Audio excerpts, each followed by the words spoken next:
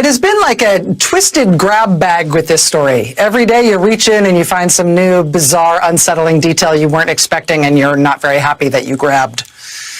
Today it was this. CBS News first breaking the news that federal investigators are looking into a Bahamas trip that Florida Republican Congressman Matt Gaetz allegedly took in late 2018 or early 2019. Multiple sources telling CBS that Gaetz made that trip to the Bahamas with let me make sure I get this right, a marijuana entrepreneur and hand surgeon. To be clear, that's one person who is both those things. And that person allegedly paid for Congressman Gaetz' travel expenses, his accommodations, and for female escorts, the sources said. According to CBS News, investigators are trying to piece together whether the escorts were, quote, illegally trafficked across state or international lines for the purpose of sex with the congressman. NBC News has now confirmed this reporting by CBS tonight. We've also tried to reach the marijuana entrepreneur / hand surgeon, but he did not answer our calls. Still, that was fun. Congressman Gaetz reiterated his denial tonight that he's ever paid for sex. He again specifically denied tonight that he had sex with an underage girl. But the story, of course, first broke in the New York Times last week. Congressman Gaetz is being investigated by the Justice Department over whether he had sex with an underage girl and whether he paid for her to travel with him across state lines. If true, that could constitute a violation of federal child sex trafficking laws. The investigation of Congressman Gaetz reportedly started as an offshoot of a different federal child sex trafficking investigation that led to federal charges against a friend of Congressman Gaetz, a local Republican elected official in Florida named Joel Greenberg. Mr. Greenberg was arrested last year on an array of charges, including sex trafficking of a minor. He's currently in jail awaiting trial. He's pled not guilty to all charges against him. According to the New York Times, the sex trafficking count against Mr. Greenberg involves the same underage girl as the Gaetz investigation.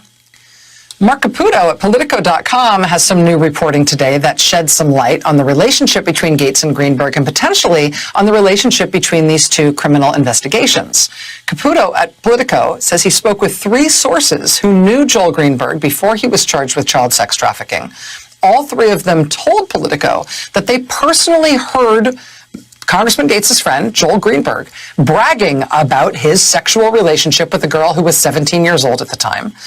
At least one of those friends has reportedly testified before a grand jury as part of the Joel Greenberg investigation. I mean, what does this mean? We know that these allegations of child sex trafficking against Joel Greenberg are solid enough to have served as the basis for federal charges. We know from Politico's reporting that there are identifiable witnesses who have testified to the grand jury about those charges. Now we have 3 sources talking to a Politico reporter about those charges. So all of that would seem to buttress the seriousness of that charge against Mr. Greenberg. Again, he has denied it. But what exactly is the relationship between this child sex trafficking charge against Mr. Greenberg, which seems to have all of this buttressing support, and the Matt Gaetz investigation for child sex trafficking? On that, again, one more interesting piece of reporting from Politico today. Quote, some people in Joel Greenberg's orbit suspect that Greenberg might now be cooperating with prosecutors to build a case against Congressman Gaetz. Well, if that's true, joining us now is Mark Caputo, national political reporter at Politico, who added these new details in the Matt Gaetz story today. Mark, it's nice to see you. Thanks very much for being here. Well, thanks for having me again. I appreciate it. Nobody knows Florida politics or writes about Florida politics quite like you. I'm happy to talk to you about this story. I'm happy to know more of what you know about it. Did you see any of this coming once the Joel Greenberg case broke open last year? His friendship and relationship with Congressman Gaetz was not exactly a secret. It wasn't. I think that the Alice in Wonderland line, curiouser and curiouser, comes to mind. It just gets weirder and weirder. A mutual friend of a lawyer who represented the political opponent of Greenberg had reached out to me many months ago and said, hey, you should interview this guy because Joel Greenberg, the tax collector from Seminole County, tried to smear him falsely as a pedophile and has now been arrested for it. And that just mushroomed out into this really bizarre investigation. So, every day there's kind of a new allegation. Unfortunately, I can't discuss all of the things that we've been making calls about, but Dr. Pirazzolo is among them. This Bahamas trip has been long rumored. there's a possibility that other Florida officials might be wrapped up in this, or former Florida officials, Republicans might be wrapped up in this as well.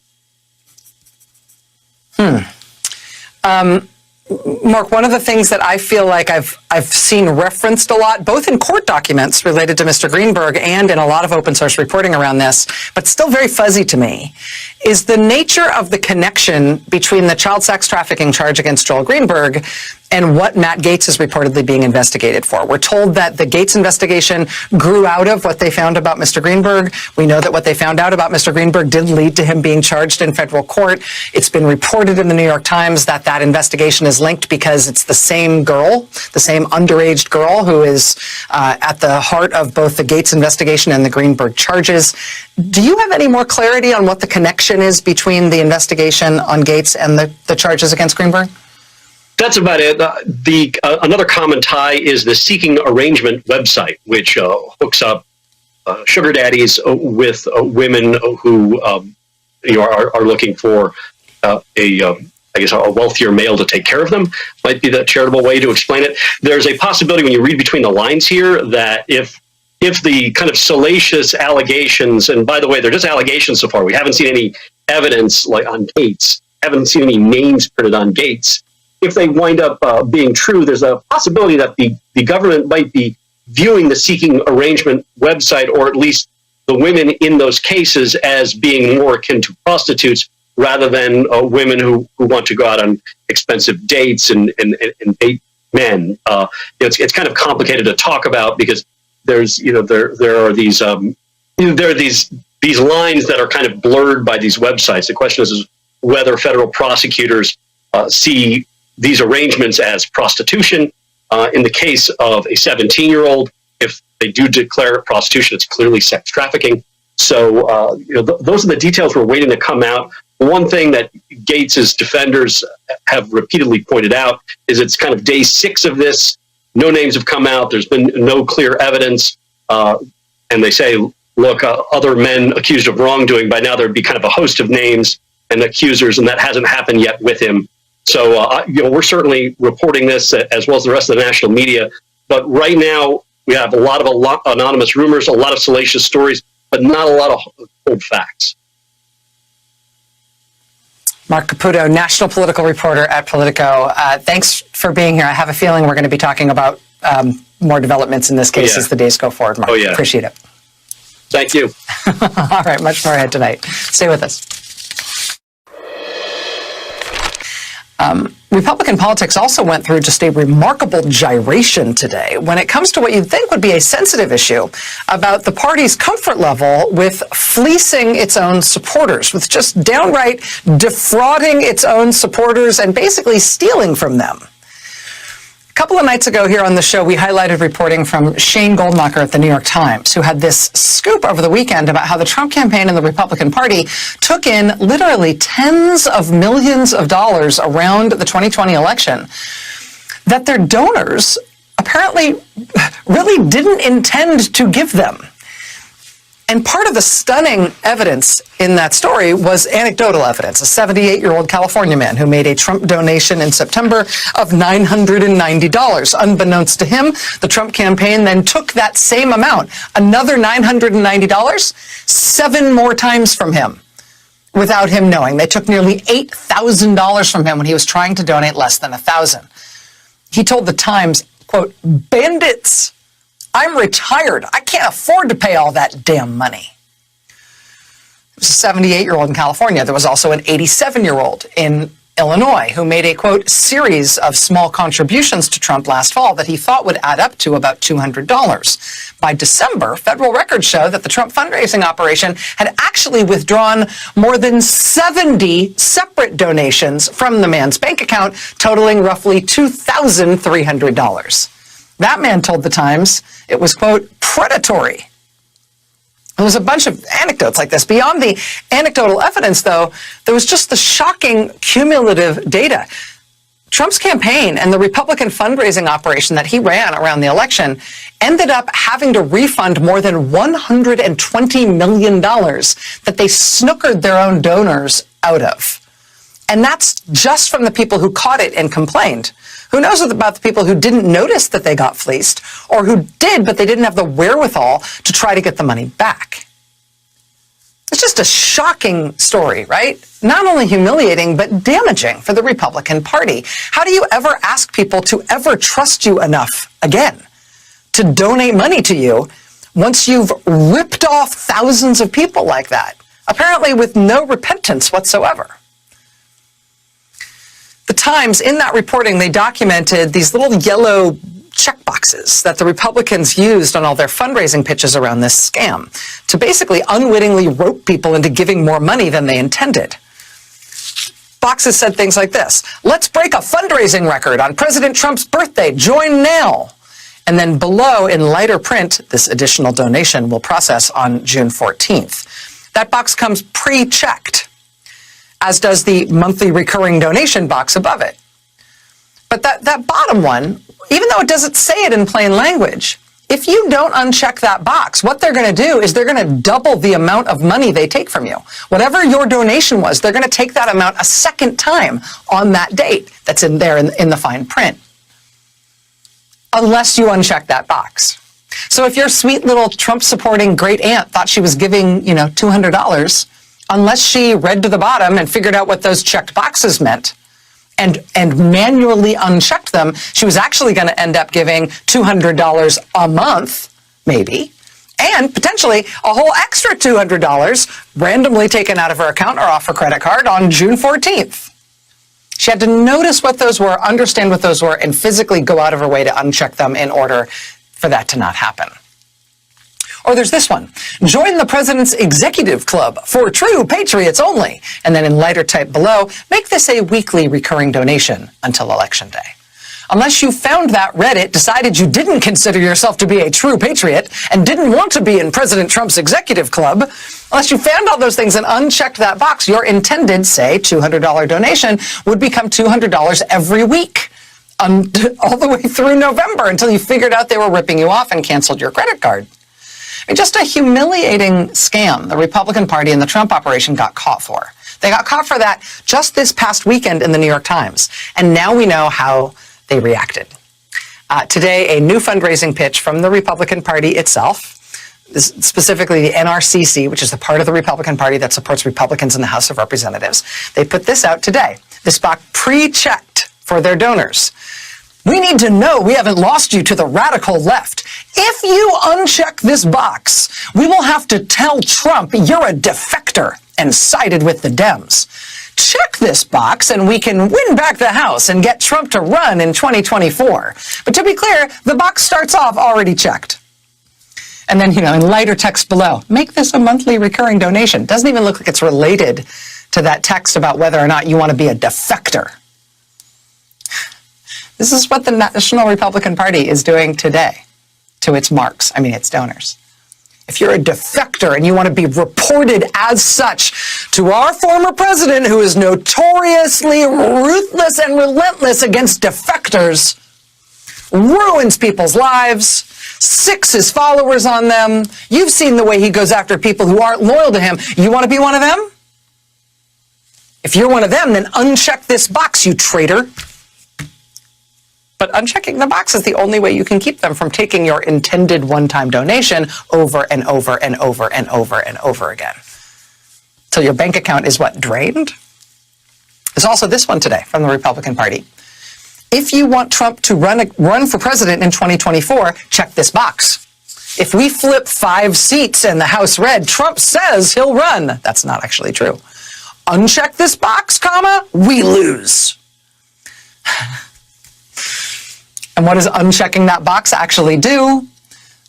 Well, you have to skip down a line and then look at the finer print there, but it would make it so that they don't keep taking more money from you in the future beyond what you're donating today. They don't double your donation.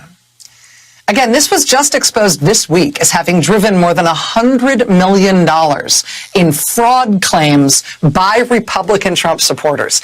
They're not only still doing it days later, they're going hog wild with it. I mean, they're upping the predatory nature and the sort of bamboozling nature of these things to try to trick as many people as they can into falling for one of these schemes where they donate more than they intended and their bank account is left open to the Republican Party to keep coming back and taking money out of it without getting any further permission. I mean, becoming a donor to the Republican Party in this era is like replying to one of those Nigerian prince emails with your actual bank account information. It's like loaning your credit card to the local meth dealer just for a few hours. He said he'd give it back. What could possibly go wrong? Like I said, the latest news on the Republican side of things is a little bit like a three-ring circus with the circus tent falling down. The saddest little third ring in that circus right now is, of course, the ongoing and still expanding scandal around the most visible, most enthusiastically pro-Trump Republican congressman of them all, Florida Republican Congressman Matt Gaetz. The Gaetz scandal has developed today in a way that does not look good for Mr. Gaetz. Part of that broken by Politico.com, part of that broken by CBS News tonight. I'll hold on those details for now. We've got one of the reporters who broke those additional developments in that story coming up in just a couple of minutes to break that down for us. But the Republican side of things today was a little helter-skelter. Democratic side of things today was sort of a supercharged day.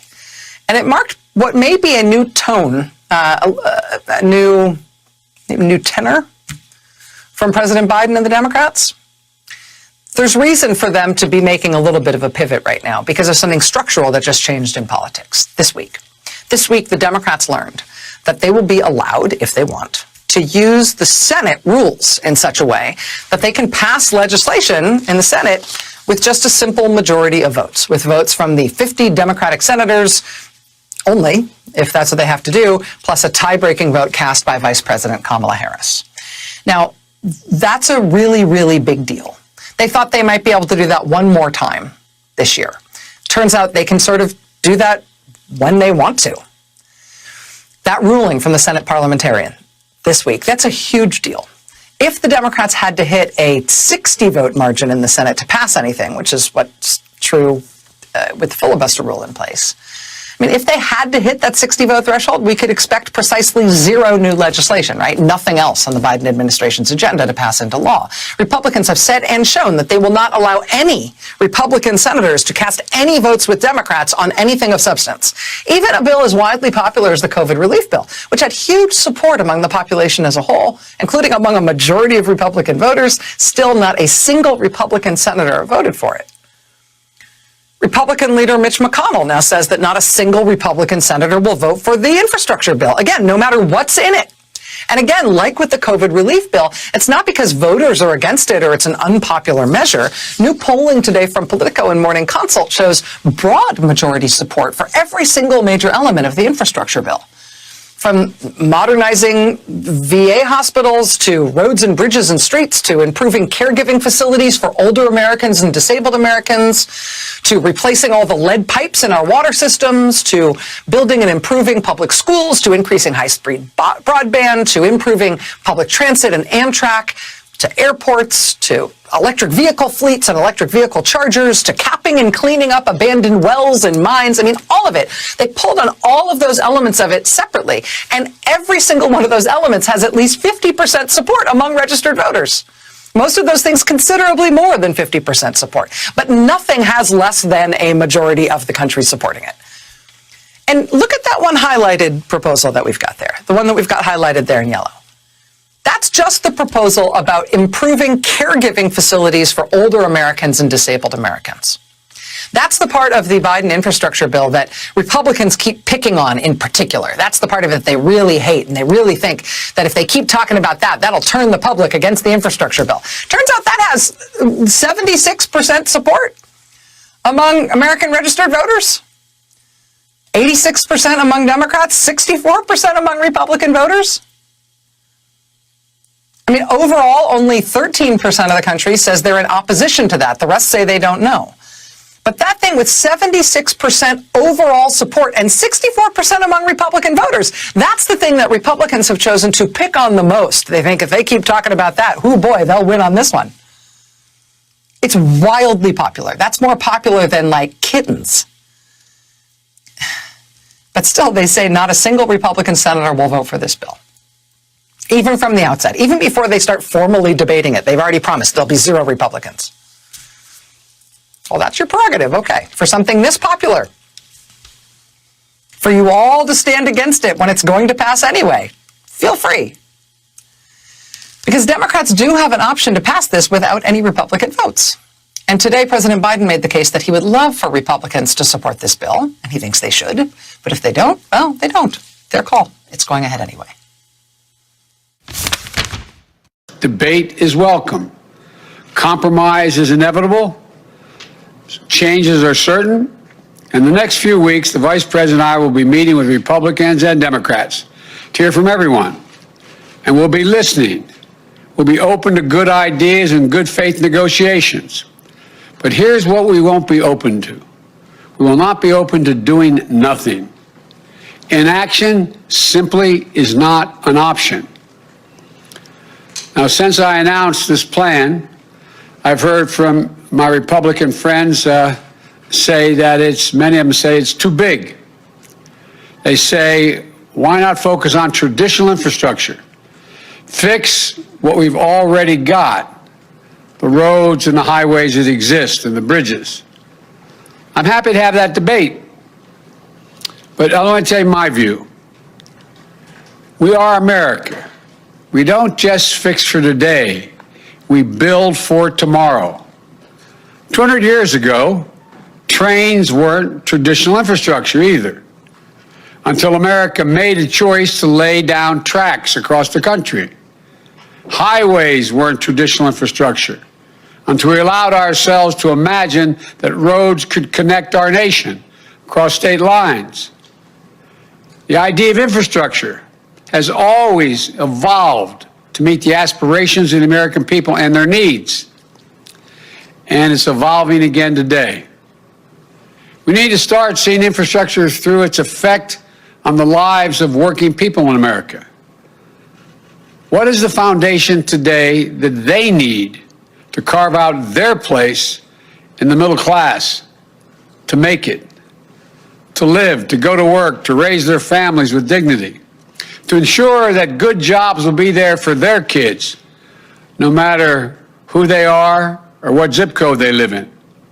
That's what infrastructure means in the 21st century. It still depends on roads and bridges, ports and airports, rail and mass transit. But it also depends on having reliable, high-speed internet in every home. Because today's high-speed internet is infrastructure. It depends on the electric grid, a grid that won't collapse in a winter storm or be compromised by hackers at home or abroad. Ask a teacher or a child care worker if having clean drinking water, non-contaminated drinking water in our schools and our child care centers is part of that foundation. President Biden today speaking on infrastructure, with Republicans standing uniformly against the infrastructure bill, the Republican Senate leader promising there will be no Republican votes for it. If they're going to pass an infrastructure proposal, Democrats will have to pass it using that same process they used for the COVID relief bill, which is a Senate rule that let them pass it with 50 votes instead of 60. And we know now that they can use that process, not just one more time this year, but basically as many times as they want this year. And I'll tell you, it still hasn't really caught on, I think, broadly in terms of the way people are talking about politics, but this is going to end up being a defining thing about the Biden presidency and this first 2 years he's in office. The filibuster rule, that, the 60 vote threshold, that has changed a few times in recent years so that it doesn't apply to confirming cabinet nominees. And then they changed it so it wouldn't apply to confirming judges. And they changed it again under Trump so it wouldn't apply to confirming Supreme Court justices. They keep narrowing down what the filibuster applies to, what you can exempt from that 60 vote threshold. This new rule this week effectively seems to mean that there is a new exception to the filibuster starting now that means that you can't apply that 60 vote threshold to budget bills, to bills that affect government taxes and spending. That seems to be, with this parliamentarian's ruling, and we'll wait to see the exact language of it, but the way it's been described, that seems to be what it means. And that will change what is possible. in a big way with 50 Democratic senators and a Democrat in the White House. And so this 50-vote rule is how they will pass infrastructure in the end, mark my words. But in addition to that, what else are they going to pass using that rule? What else are they going to pass via these rules that don't require them to get 10 Republicans to cross some mythical line and side with Democrats, which they won't do on anything? Well, House Speaker Nancy Pelosi is now saying that they're working on a way to pass immigration reform under these same rules. Now, you probably can't pass everything in immigration reform under these budget rules, but you can do a lot. That will mean if Democrats can agree among themselves on what to do, and they can come up with a list of things to do on immigration that fit within the budget rules, they will be able to pass immigration reform this year, even with unified Republican opposition and 0 Republican votes. And again, there are limits. As I said, not everything in immigration reform can fit under the budget rules that allow for that 50-vote rule. In addition, almost nobody believes that voting rights writ large or most civil rights legislation can pass under those budget rules either. There probably also aren't great options under the budget rules for passing gun safety reforms. But they're going to do everything they can, every way they can. And tonight we're learning that at least on guns, President Biden is going to take some executive action to get things done, even where the filibuster rule means that they probably can't expect anything through Congress. President Biden is due at 11:45 Eastern Time tomorrow in the Rose Garden to announce a series of executive actions on guns. And it will be interesting to see. He will be appearing with Vice President Harris and with Attorney General Merrick Garland. He'll be describing a series of executive actions that includes treating homemade guns, guns without serial numbers, the same way that other guns are treated in terms of requiring background checks for their sale and other regulations. That's the supposed ghost guns, the so-called ghost guns loophole to background checks and other gun rules. President Biden will also be nominating a former ATF agent to lead the Bureau of Alcohol, Tobacco, and Firearms, which is the federal agency that's supposed to address gun trafficking and gun-related policy and crime. David Chipman is his name. He was, as I said, 25 years at the ATF. He was involved in the World Trade Center bombing investigation, the Oklahoma City investigation. He's considered to be one of the country's leading experts on gun crime and gun law. Most recently, he's been employed at Giffords, at the organization founded by former Democratic Congresswoman Gabby Giffords, after she was shot and nearly killed in a mass shooting in Arizona in 2011. I have to tell you, even just the act of nominating someone to run that federal agency, to run the ATF, is something that Republicans consider to be an affront and a terrible thing. There hasn't been a confirmed director of the ATF at all since 2015. President Biden is saying this year, well, this year there will be.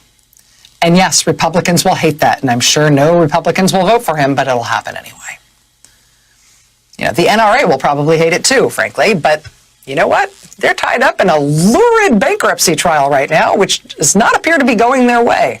The NRA CEO, Wayne LaPierre, testifying today in that trial about all of the multiple times he spent taking free vacations on a multi-million-dollar yacht, 100% gifted to him personally, as he repeatedly signed off on the NRA paying its members money out in contracts to the dude letting Wayne use his yacht.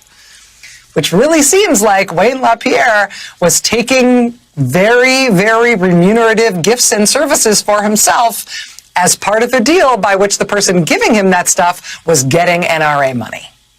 And that's one thing if the NRA is something that you call your personal bank account. But in this case, the NRA is a nonprofit organization governed by the rules that govern nonprofit organizations in New York State.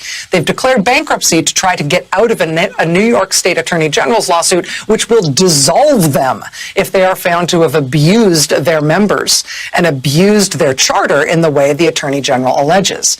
They're on trial in bankruptcy court in Texas to see whether they are abusing the bankruptcy process to try to skate away from that accountability.